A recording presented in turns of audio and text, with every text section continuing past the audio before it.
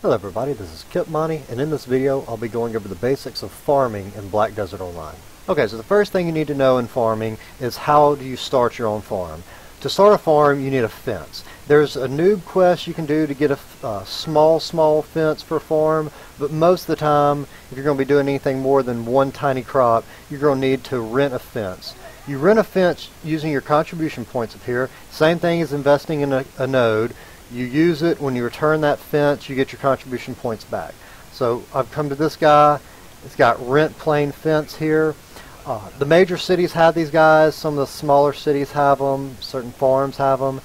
But they have different size fences. So this fence right here has a maximum of 7 crops that can be grown on it. But some crops take 1 slot. Some crops take 2. Some things take 4 crops. So you need to keep that in mind when you're planning out your farm. So this one requires 6 points.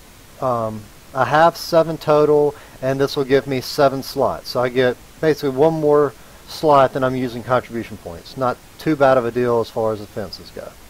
So I'm going to confirm that. And I can check out my inventory, and here I've got a plain fence.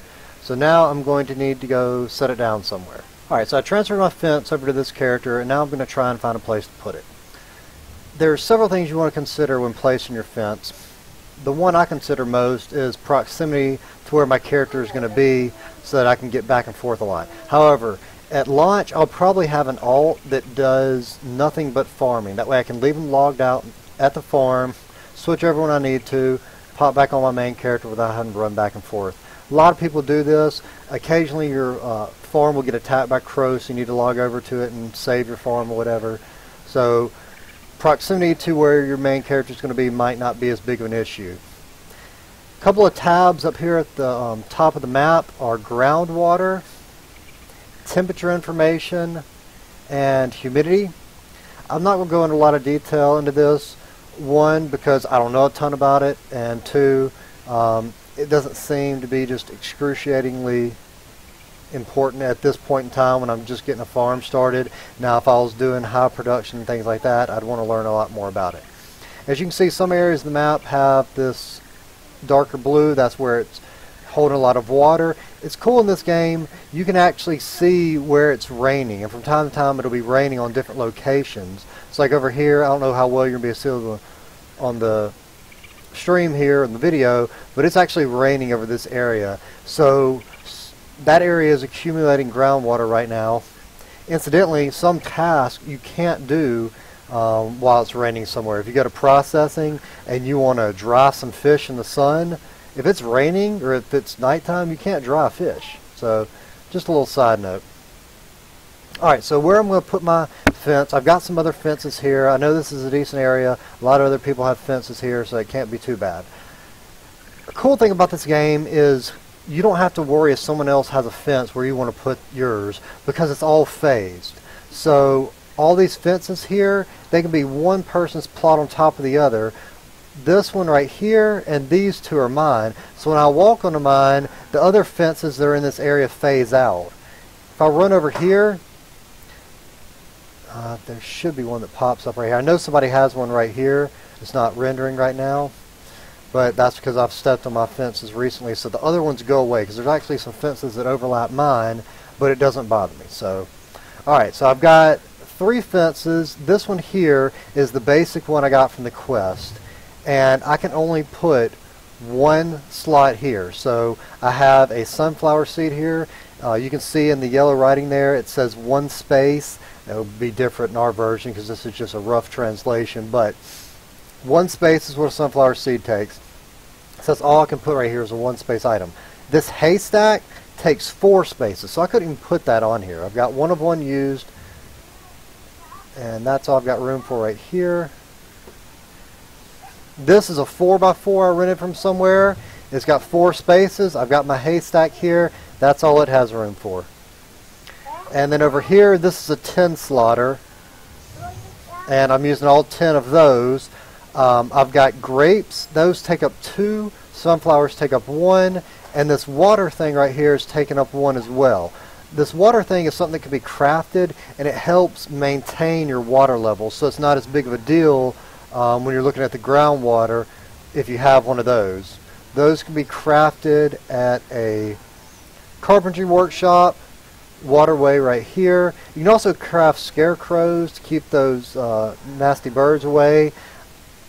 It takes them a slot though, so I'm trying not to use them if I don't have to. I'd have to do some more experimenting to see if they're really worth it or not. But I think the waterway is probably worth it to increase that quality. So now I'm ready to place my fence. I'm going to come over here, click on it, and it brings up a locational thing. It's going to be red wherever I'm standing, but I'm not too concerned with it. I know most of this area is flat. So I want it close to my other stuff. I'm going to move over just a little bit, make it all pretty and whatnot, all connected. And all that's appearing red.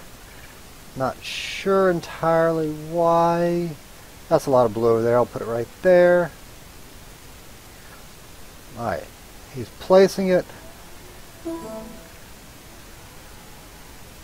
Alright, now I've got a fence. So this is here. I can interact with it. I've got 0 of 7 spaces used. So I'm going to, let's see, I've got some sunflower seeds and carrots. Really just want to grow the sunflower seeds right now. Those tend to bring in a good bit of money. Carrots aren't bad too. I may place one of those down. The haystack, that's how you get the livestock to come up. And to get a haystack, you need to take 50 weeds and you need to dry them, and they create a haystack.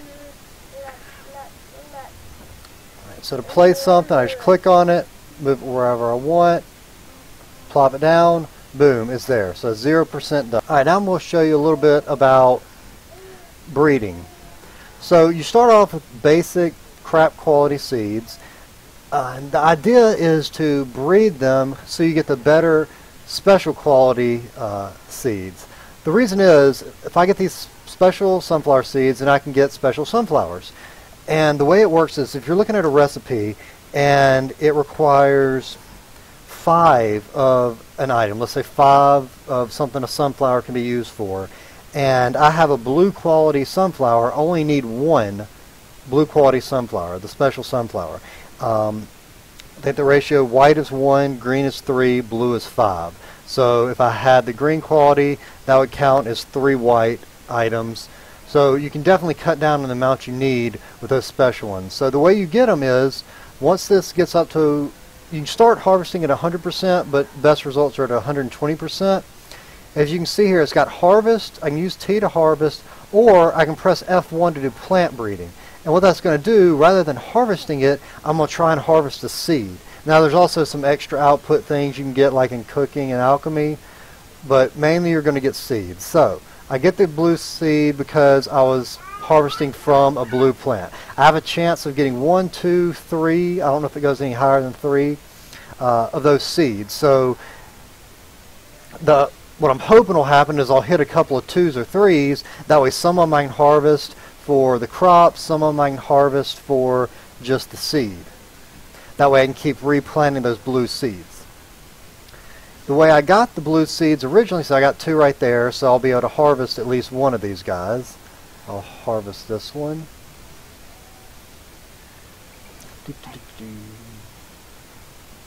And there's my special sunflowers. Oh, they're special. So if you have a regular crop planted and you go to harvest those seeds, you have a chance of getting that same quality seed or an upgraded quality seed. So I started with a bunch of basic white seeds. Over time in breeding, I was able to get the green quality, and then I plant the green quality, and over time I was able to obtain those blue quality seeds, and now everything I'm using is that blue quality. So weather conditions affect how fast your stuff grows, keeping it pruned, keeping bugs away, stuff like that. Basically, you walk up to a plant, if it's got bugs, there's an interaction option to get rid of the bugs or to prune it or whatever. I've got one of my workers assigned to this farm, so he is doing the pruning and keeping the bugs away and stuff like that for me. The way I assign a worker here, I go up to this button up here, workers, well, not that one, excuse me, the garden one, and it pulls up a list of all my farms, and you can see I've got workers at 3 of them, and I can hit list here, grab one of my workers that's not doing anything, and tell him to come start working on the farm. So he'll make his way out here, and he'll keep this new farm going for me. And that pretty much covers it for farming. It's not a difficult task. You level it up in life skills just like you do anything else. So the more efficient you get, the better results you're going to have. Some people say that it's not really worth it to have your workers taking care of your gardens for you, but if you've got somebody that's not doing anything, you know you're not going to be using them for any time soon, you may as well throw him out here so he's doing something for you. Hey guys, one more thing. Fist of the Empire has started recruiting again. I'll put a link to our new faux recruitment video down in the comments below. Check us out. If you like to PvP, we might be a good place for you to land.